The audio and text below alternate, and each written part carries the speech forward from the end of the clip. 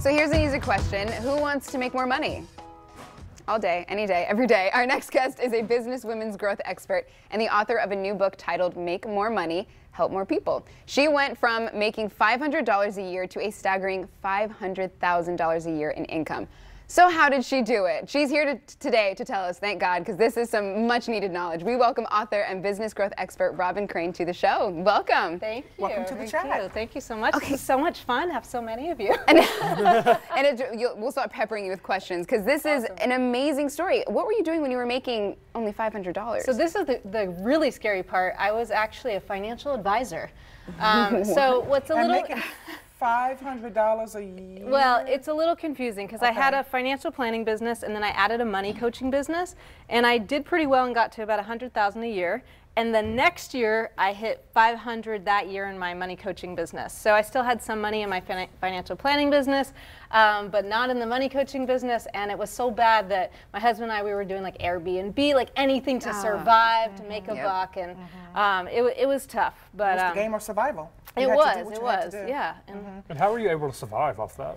Well, we got really creative, and we got into debt. So it felt so incongruent because here you are, a financial advisor, telling people how to manage their money, and you're not doing a very good job at it, but you're struggling at business and trying to make ends meet. So it was tough, and we did go into debt, and even my husband had a rough year that year. So, but I cranked up a lot of debt also because I was spending money on coaches and mentors to learn what I had to learn, and ultimately, you know, it brought me what I needed to do, and I was able to make a lot more money now because I had the mentors. So when did you start to turn that corner and see the brighter day?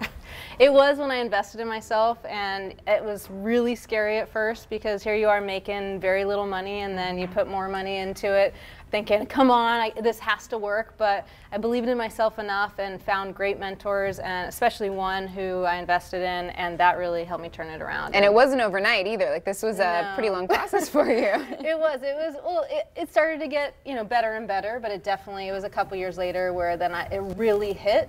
And a lot of changes happened, but it definitely started with investing with the right mentor and learning skills, business skills and tools, not just the skills and tools of financial planning.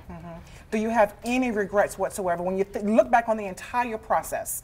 Do you have any regrets? I'm not typically a regretful type of person. No, I feel like everything is learning, so I feel like it's really not failure, it's not regrets. No, I mean, there are definitely things I would do differently or I would advise to do differently, but the best thing I think that I did was to find the right mentor and learn those skills, because otherwise I don't know how people ever succeed in business without it. Well, you've learned a lot over the years then, because now you are a host of Financial G-Spot. You've got your radio show, Let's Talk Money, on top of that. You have appeared on everything from the Motley Crue, the Motley Fool to... Motley Crue? That's a different show. That's a different show. That'd be a lot of fun. You know it would be. That's next. I used to play guitar. Does that count? Oh my gosh. So there you go. And then also you've been on Fox Business News. I mean, you've done it all. What is like the most, maybe like the most common question that comes across for you? Well, especially now because I'm really doing more around the business stuff. I mean, it really is, how do I build my business as fast as possible? We're all impatient. We want it to happen yesterday. So you want to build it fast, and that's what comes up. And it really does have to do with a mentor, like I mentioned, but it's also being very specific on what do you do, what do you focus on. And one of the things I'm a big believer in, especially with service-based businesses, especially for women, is to focus on the ideal client. Understand the ideal client like they're you, like you've experienced it, like you know their heart and soul, you know their problems, you know exactly what to be obsessed with because you were there before, or you've at least interviewed them enough to understand it, and that can help you break through and make that money quickly. So why is it that a part of your business is helping women to become better business owners and to put more money in their pocket? Why just women? I don't like men. Oh, I'm sorry. No offense taken. Especially my husband.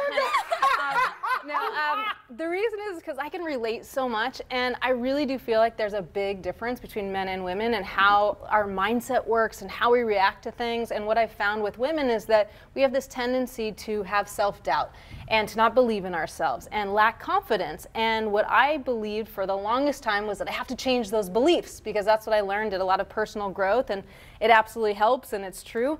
But I figured out a shortcut, and I call it the belief loan phenomenon, which is really how you shift your beliefs by borrowing the belief from a mentor or someone that's already gotten the results. Then you just take the action, because it's all about action in business, and then once you get those results, you actually can adopt the beliefs yourself, and you don't need to borrow them as much. And I felt like women need that a lot more than men, whereas men could just be like, oh yeah, I'm going to believe it, boom, that's my husband. He's like, oh yeah, I don't need anyone external to tell me to believe in myself. I just go like this, and I'm like, I'm cool. Versus women, we really have the external factors. You know, there's always if someone knocks us down, we feel like, you know, it's tough to get back up. So if you can borrow those beliefs for just a little bit, long enough to take the action, you can get incredible results. So let's say you believe in yourself completely, 100%. You know your ideal client inside and out. How do I make money? So it's step by step by step. I think people make a huge mistake trying to get all the information, and then they don't know what to do. And so even if they believe in themselves, even if they have a system, which most people don't necessarily have the system, they don't know what to do next. So they're busy on, you know, social media, or they're busy doing marketing here, marketing there, but they haven't actually tested it. So if you have the next step, that whatever that next step is, then you can keep moving forward to make that money. And I actually have a program, it's called the Fem Mentorship, Female Empowered Moneymakers. And really, I pride myself on having it as an implementation program, not information, because they don't need a ton of information. What they need is to know what's the next step. And so I even have a WhatsApp group, and they message me every single day and ask, what do I do next? And I tell them what you do next. They take the action, they get a result, they build the belief, and they take another step, and that's how they make fast money. So let me ask you this. Since we've been conversating, you've mentioned a few times about mentors. Is that something that you think is necessary in any professional woman or in any woman's life for them to be successful? Or is that just something that kind of clicked and worked for you? Hard work will take you a long way. I mean, you can have people can be very successful just on hard work. The shortcuts, though, you get that from a mentor. You need the mentor for the shortcuts.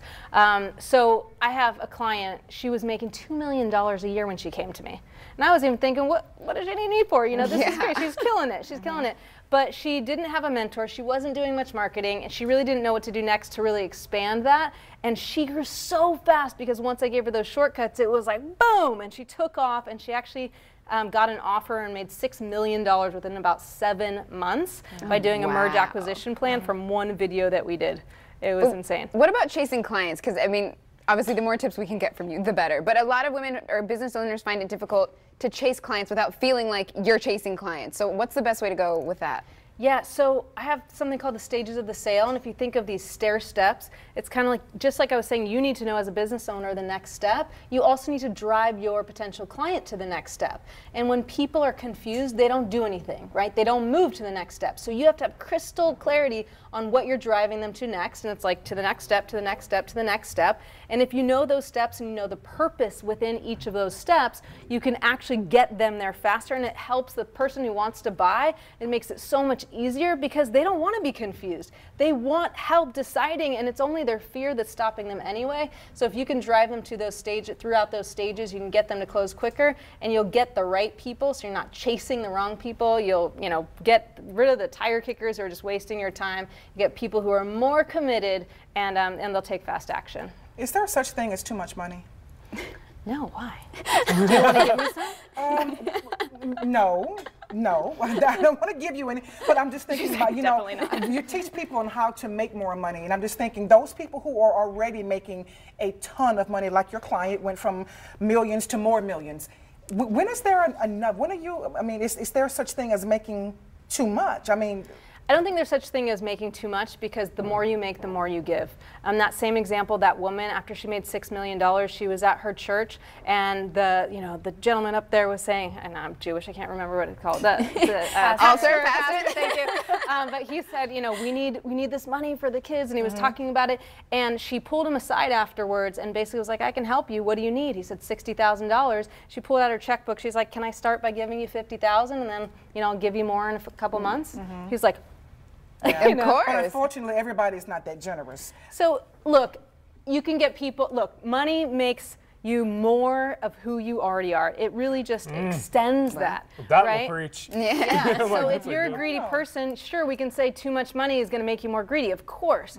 But if you're a giving person, too much money is never too much because you're just going to give it back to the world. So what I believe is usually I attract the people who are givers. They want to make an impact. They want to make a difference. And that's what I do, and that's what I teach, and that's why I attract those people. And so I want to look for people who really care about that. And when they make more money, they do make a bigger impact. It's not just in their pocket. It's not just because people pay more attention, but it's because they actually help other people in need, and it's beautiful. Well said. Yeah. Thank you so much, Robyn, for coming. It was great tips. All right, and if you would like more information or to contact Robyn herself, her website is simply robynwithaycrane.com. And you can find her newest book, Make More Money, Help More People, on Amazon.com. And coming up next, a couple of adorable faces to brighten up your day. We're so excited. We're learning why now is the perfect time to adopt a fur baby into your new home.